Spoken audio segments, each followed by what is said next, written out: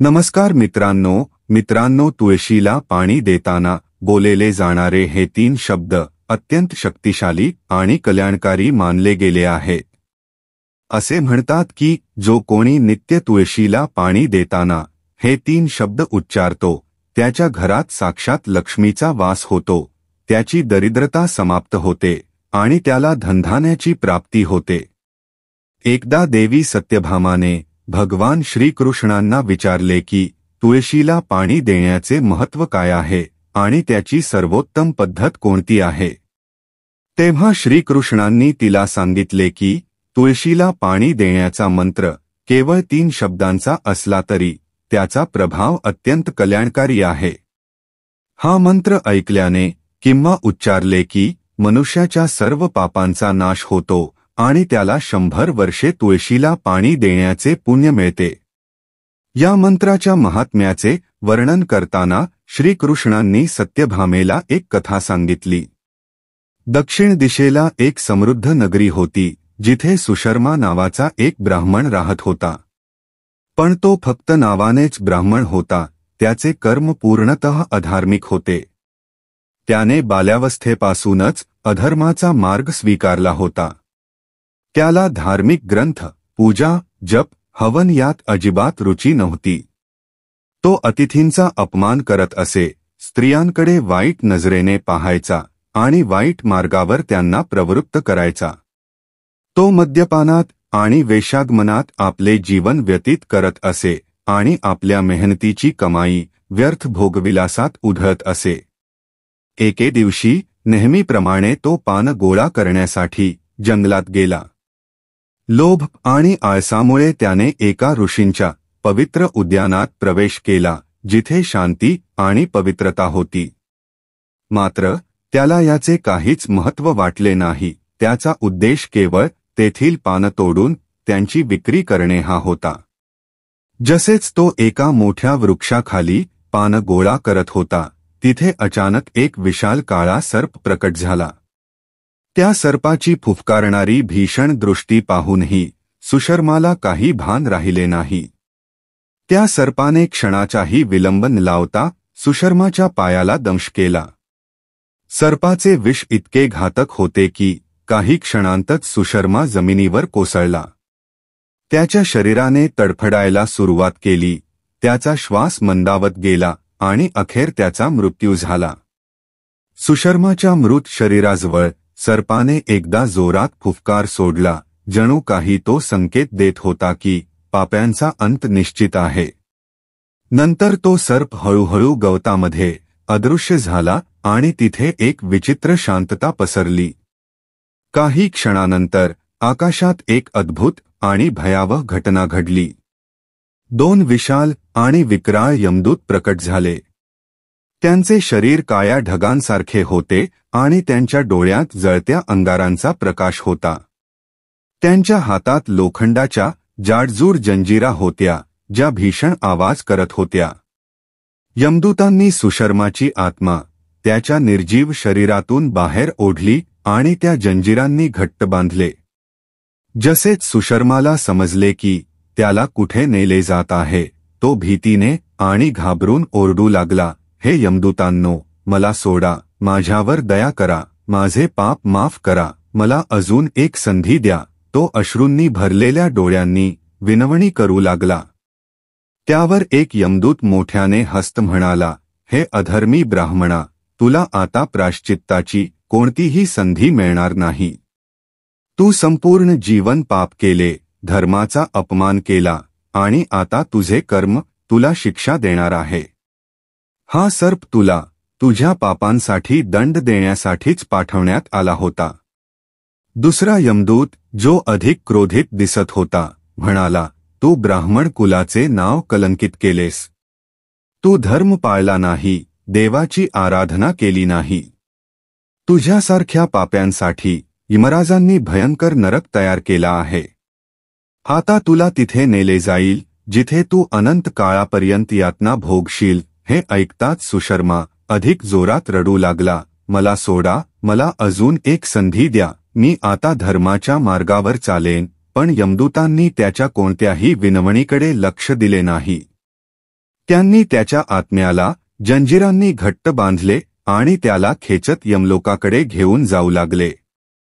यमदूत जेव्हा त्या पापी ब्राह्मण सुशर्माला घेऊन यमलोकात पोहोचले तेव्हा यमलोकाचा दृश्य अत्यंत भयावह होते. चारही बाजूंनी अंधकार, वेदनांचे आक्रोश आणि अमानवीय यातना यांचा माहोल होता. सुशर्माच्या आत्म्याला जंजिरांनी घट्ट बांधून यमदूतांनी त्याला यमराजांच्या दरबारात आणले. यमराजांचा विशाल दरबार न्याय आणि कर्माच्या प्रतीकासारखा भासत होता. त्यांच्या सिंहासनाच्या चहूबाजूंनी अग्नीच्या ज्वाळा उठत होत्या आणि त्यांच्या हातात धर्मदंड होता जो त्यांच्या न्यायाचे प्रतीक होते. यमराजांच्या शेजारी चित्रगुप्त बसले होते ज्यांच्यासमोर एक विशाल ग्रंथ खुला होता. हा ग्रंथ प्रत्येक जीवाच्या जन्मापासून मृत्यूपर्यंतच्या कर्मांचे संपूर्ण लेखाजोखा ठेवत होता. यमदूतांनी सुशर्माला यमराजांसमोर उभे केले तेव्हा चित्रगुप्त त्या ग्रंथाकडे पाहून म्हणाले, हे धर्मराज, हा ब्राह्मण केवळ नावानेच ब्राह्मण आहे. याने बाल्यावस्थेपासून मृत्यूपर्यंत कोणतेही पुण्यकर्म केले नाही. याचे संपूर्ण जीवन पाप आणि अधर्माने भरलेले आहे. हा केवळ स्वतः धर्महीन नव्हता तर इतरांनाही अधर्माच्या मार्गावर नेणारा होता. याने अतिथींचा अपमान केला, परस्त्रियांवर आसक्ती ठेवली, मद्य आणि मांस सेवन केले आणि दानधर्माचे कोणतेही कार्य केले नाही. याने ब्राह्मण कुलाची घोर अवहेलना केली आहे. याने देवाची भक्ती केली नाही आणि स्वतःच्या कर्मांबद्दल कधीही पश्चात्ताप केला नाही. याच्या पापांसाठी नरकाचे दरवाजे खुले आहेत. हे ऐकून यमराज गंभीर आवाजात म्हणाले, हे यमदूतांनो, हा घोर पापी ब्राह्मण ज्याने केवळ स्वतःचा नाही तर संपूर्ण ब्राह्मण जातीचा अपमान केला आहे, त्याला त्याच्या कर्मांची शिक्षा भोगावी लागेल. त्याला नरकात फेकून द्या आणि भयंकर यातनांचा सामना करू द्या. तो अनेक वर्षे यातनांमध्ये जळत राहील आणि त्यानंतर त्याला पशुयोनीत पाठवले जाईल जिथे तो आपल्या पापांचा दंड भोगेल. यमराजांच्या आज्ञेनुसार यमदूतांनी सुशर्माच्या आत्म्याला जंजिरांनी बांधून ओढत नेले. सुशर्मा वेदनेने आणि भीतीने किंचाळू लागला, पण यमदूतांनी त्याची एकही विनवणी ऐकली नाही. ते त्याला नरकाच्या दरवाजावर घेऊन आले. नरकाचे दृश्य अत्यंत भयंकर होते. तिथे चारही बाजूंनी जळणाऱ्या ज्वाळा होत्या आणि पाप्यांच्या किंचाळण्याने आकाश हादरत होते. तिथली दुर्गंध आणि वातावरण एवढे भयावह होते की कोणत्याही आत्म्याला ते पाहून थरथर कापायला लागेल. यमदूतांनी सुशर्माला खेचून नरकाच्या धकत्या अग्नीत फेकून दिले. जसेच तो त्या अग्नीत पडला, त्याची आत्मा भीषण वेदनेने किंचाळू लागली. नरकातील शिक्षांचा कठोर दंड सुरू झाला. त्याला जळणाऱ्या जंजिरांनी जखडण्यात आले आणि वारंवार धगधगत्या आगीत फेकले जाऊ लागले. तिथल्या दंडाधिकाऱ्यांनी त्याला त्याच्या पापांनुसार यातना दिल्या. कधी त्याला तीव्र काट्यांवर चालवले तर कधी उकळत्या तेलाच्या कढईत टाकले. अनेक वर्षे तो नरकात या भयंकर शिक्षांचा सामना करत राहिला. त्याने आपल्या प्रत्येक पापाचा प्रत्येक क्षणाला पश्चात्ताप केला, पण आता त्याचा पश्चात्ताप कोणत्याही उपयोगाचा नव्हता. जेव्हा त्याच्या आत्म्याने नरकातील सर्व दंड भोगले तेव्हा त्याला पुढच्या जन्मासाठी तयार करण्यात आले. यमराजांनी चित्रगुप्तांना आज्ञा दिली, या पापी आत्म्याला आता पशुयोनीत पाठवा. तो बैल म्हणून जन्म घेईल आणि कठोर श्रम करेल, पण त्याचे जीवन दुःख आणि यातनांनी भरलेले असेल. तो आपल्या पापांचा दंड पुढच्या जन्मातही भोगेल. या आज्ञेनुसार सुशर्माची आत्मा नरकातील शिक्षांनंतर बैलाच्या शरीरात जन्म घेण्यासाठी पाठवण्यात आली. त्या बैलाचे जीवन अत्यंत दुःखदायक होते. त्याच्या मागील जन्मातील पापांमुळे तो एका गरीब शेतकऱ्याच्या घरी जन्माला आला. त्याला सकाळपासून रात्रीपर्यंत कठोर श्रम करावे लागत होते. त्याचा मालक त्याला भरपूर बोझा वाहायला लावत असे आणि तो त्याच्या कर्मांमुळे खूप यातना भोगत होता. त्याच्या आयुष्यात केवळ कष्ट आणि वेदना होत्या. तो दिवसरात्र मेहनत करीत असे, पण त्याला ना विश्रांती मिळत होती ना प्रेम. त्याच्या आत्म्याला समजले की हे सर्व त्याच्या पूर्वजन्मातील पापांचे फळ आहे. अशा प्रकारे सुशर्माने आपल्या अधार्मिक कर्मांमुळे जन्मोजन्मी यातनांचे चक्र भोगले आणि त्याच्या भोजनाची व्यवस्था देखील अत्यंत न्यूनत होती. वेळ जसजसा पुढे जात होता त्या बैलाची शक्ती क्षीण होऊ लागली. जेव्हा तो पहिल्या मालकासाठी उपयोगी राहिला नाही तेव्हा त्याने त्या बैलाला एका लंगड्या माणसाला विकून टाकले. लंगडा माणूसही कमी निर्दयी नव्हता. त्याने त्या दुर्बल बैलाचा उपयोग आपल्या बोझा वाहण्यासाठी करायला सुरुवात केली. तो त्याच्या पाठीवर बसून इथे तिथे फिरत असे आणि त्या बैलाला उबडखाबड रस्त्यांवर चालण्यास भाग पाडत असे. तो बैल ज्याने आधीच्या मालकाचे अत्याचार सहन केले होते आता या नवीन मालकाच्या अधीन आणखी अधिक कष्ट भोगू लागला. तब्बल 8 वर्षे त्या बैलाने कोणतीही तक्रार न करता आपल्या लंगड्या मालकाचे ओझे वाहिले, मग तो कितीही थकलेला असो. मग एके दिवशी लंगडा माणूस त्या बैलाच्या पाठीवर बसून एका उंच पर्वतावर चढण्याचा प्रयत्न करू लागला. हा पर्वत सरळ आणि कठीण वाटांनी भरलेला होता. बैलाचे अशक्त पाय आणि कृश शरीर या कामासाठी योग्य नव्हते, पण त्याला आपल्या स्वामीची आज्ञा पाळावी लागली. जसा तो चढ गेला त्याचा श्वास जोरात चालू लागला. त्याच्या डोळ्यांसमोर अंधार दाटू लागला आणि त्याचे पाय लटपटू लागले. बरीच वेळ चढल्यानंतर जेव्हा त्या बैलाची संपूर्ण शक्ती संपली तेव्हा तो अचानक जमिनीवर कोसळला. त्याचा श्वास मंदावू लागला आणि तो आपले अंतिम क्षण मोजू लागला. हे दृश्य पाहून तिथे उभे असलेले काही लोक पुढे आले. त्यांनी त्या बैलाची दयनीय अवस्था पाहून हळहळ व्यक्त केली. काहींनी त्याच्या तोंडात पाणी घालण्याचा प्रयत्न केला जेणेकरून त्याला थोडा आराम मिळावा. त्याच लोकांमध्ये एक पुण्यात्मा व्यक्ती उभी होती. त्या बैलाचे दुःख पाहून त्याने विचार केला की या बैलाचे जीवन अत्यंत कष्टप्रद राहिले आहे आणि त्याला मुक्ती मिळवण्याची कोणतीही संधी मिळाली नाही. त्याने आपल्या अर्जित पुण्याचा त्याग करून तो त्या बैलाला समर्पित करण्याचा निर्णय घेतला. त्याच्या या कार्याने प्रेरित होऊन इतर लोकही प्रेरित झाले. ते आपले आपले पुण्य आठवू लागले आणि त्यातील काही अंश त्या बैलाच्या कल्याणासाठी समर्पित करू लागले. त्या गर्दीत एक स्त्रीही उभी होती जिचे नाव चंद्रलेखा होते. चंद्रलेखा एक वेश्या होती, पण तिच्या हृदयात दया आणि करुणेची भावना होती. जेव्हा तिने पाहिले की सर्व लोक आपले पुण्य या निरपराध प्राण्याला अर्पण करत आहेत तेव्हा तिनेही आपल्या जीवनातील पुण्य त्या बैलासाठी समर्पित करण्याचा निश्चय केला. चंद्रलेखाने हात जोडून म्हटले, हे भगवंत, मी माझ्या जीवनात अनगिनत पापे केली असतील, पण मी जे काही थोडेसे पुण्य कमावले आहे ते मी या बैलाला अर्पण करते. कृपा करून याला या कष्टप्रद जीवनातून मुक्ती द्या. नंतर सर्व लोक तेथून निघून गेले. जेव्हा त्या बैलाने शेवटचा श्वास घेतला तेव्हा अचानक एक अद्भुत दृश्य घडले. अचानक यमलोकाचे दूत तेथे प्रकट झाले. त्यांचे विशाल काळे शरीर, जळणारे लाल डोळे आणि त्यांच्या हातात चमचमणाऱ्या जंजिरी होत्या. त्यांनी त्या बैलाच्या निर्जीव शरीरातून त्या ब्राह्मणाची आत्मा बाहेर काढली. आत्मा आता आपल्या पूर्वजन्मातील कर्मांच्या बंधनात अडकलेली होती आणि भयभीत होऊन यमदूतांच्या समोर थरथरत होती. यमदूतांनी आत्म्याला जंजिरांनी बांधले आणि तिला ओढत यमलोकाकडे घेऊन जाऊ लागले. यमदूतांनी त्या आत्म्याला यमराजांसमोर उभे केले. चित्रगुप्त यांनी आपली पुस्तक उघडली आणि त्या ब्राह्मणाच्या सर्व जन्मांचे तपशील पाहू लागले. ते त्याच्या पापम्य जीवनाची गाथा वाचू लागले. चित्रगुप्त गंभीर स्वरात म्हणाले, हे धर्मराज, या ब्राह्मणाने आपल्या अनेक जन्मात फक्त पापच केले आहेत.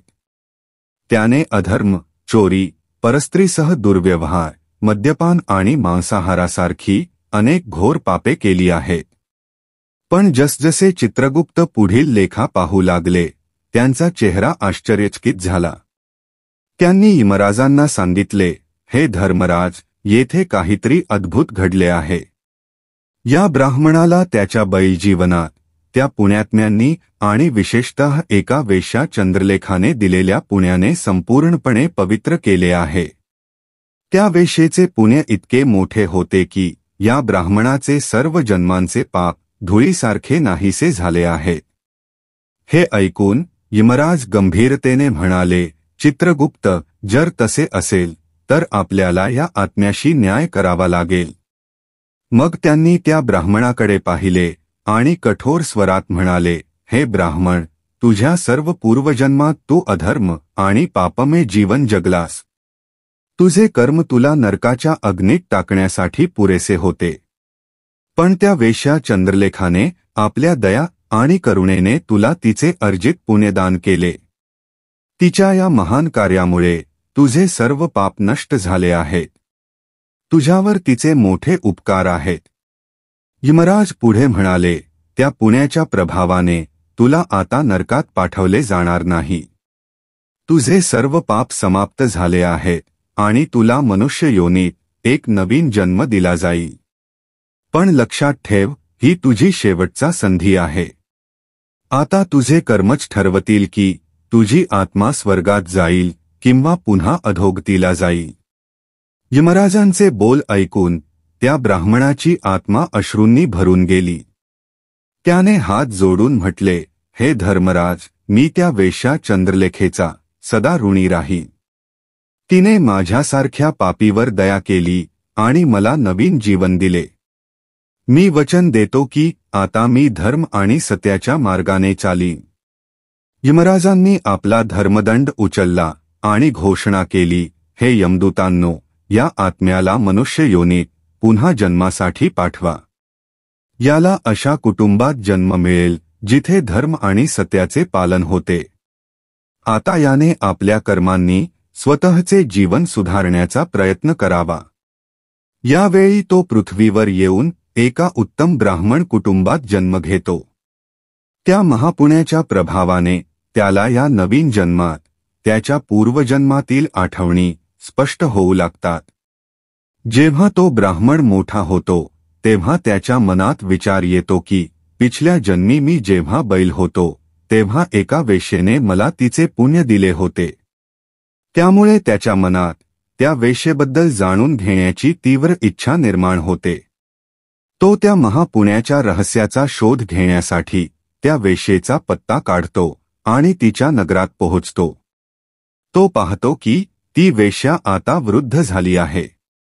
जेव्हा ती त्याला भेटते तेव्हा तो तिच्या समोर नतमस्तक होऊन वारंवार प्रणाम करतो आणि तिचे आभार मानू लागतो. ती वेश्या त्याला पाहून म्हणते, हे ब्राह्मणश्रेष्ठ, आप कोण आहात आणि कोणत्या कारणास्तव मला धन्यवाद देत आहात? मी आपले असे कोणते कार्य केले आहे ज्यामुळे आप मला नमस्कार करत आहात? तेव्हा तो ब्राह्मण म्हणतो, हे माता, मी तोच बैल आहे ज्याला तुम्ही तुमचे पुण्य दिले होते. माझ्या पाप कर्मांमुळे मला माझ्या मागील जन्मात बैल बनावे लागले. त्या पर्वतावर जेव्हा मी मरणासन्न होतो तेव्हा तुम्ही मला तुमचे पुण्य दिले. तुमच्या पुण्याच्या प्रभावानेच मला पुन्हा मनुष्य जन्म मिळाला आहे. तुमच्या द्वारा दिलेल्या पुण्यामुळेच मला माझ्या पूर्वजन्माच्या सर्व गोष्टी आठवत आहेत.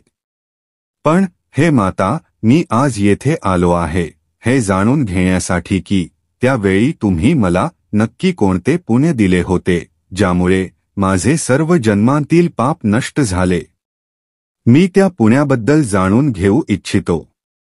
तेव्हा ती वेश्या म्हणाली, हे ब्राह्मणश्रेष्ठ, मी माझ्या आयुष्यात कोणतेही पुण्याचे कार्य केले नाही. पण माझ्या घरात एक पोपट आहे जो पिंजऱ्यात राहतो आणि नेहमी काहीतरी बोलत असतो. त्याच्या त्या शब्दांमुळे माझे अंतःकरण पवित्र झाले आहे. त्याच पोपटाने जे मंत्र उच्चारले त्याच्या पुण्यामुळेच मी तुला त्या क्षणी माझे पुण्यदान करू शकले. यानंतर ती वेश्या आणि तो ब्राह्मण त्या पोपटाच्या जवळ जातात. त्या वेश्येने आणि ब्राह्मणाने त्या पोपटाला विचारले, हे पोपट, तू कोणता मंत्र म्हणत असतोस ज्यामुळे आमचे जीवन उद्धारले गेले? तुला हा मंत्र कोणी शिकवला आणि याचा अर्थ काय आहे? तेव्हा तो पोपट त्याच्या पूर्वजन्माची कहाणी सांगू लागला. तो म्हणाला, हे ब्राह्मण श्रेष्ठ, मागील जन्मात मी एक ब्राह्मण होतो. मला माझ्या ज्ञानाचा प्रचंड अहंकार झाला होता. मी कधीच गुरुजनांचा सन्मान केला नाही, उलट त्यांच्या अपमानातच आनंद घेत होतो. माझा क्रोध खूप वाढला होता. मी सतद्वेष करत असे आणि इतर लोकांना तुच्छ समजत असे. अनेक विद्वानांचा मी भर सभेत अपमान केला. कालांतराने माझा मृत्यू झाला आणि मला यमलोकात नेण्यात आले. गुरुजनांचा आणि पूजनीय लोकांचा अपमान केल्यामुळे मला पोपटाच्या योनीत जन्म घ्यावा लागला. माझ्या पापांमुळे लहान वयातच माझा आईवडिलांपासून वियोग झाला.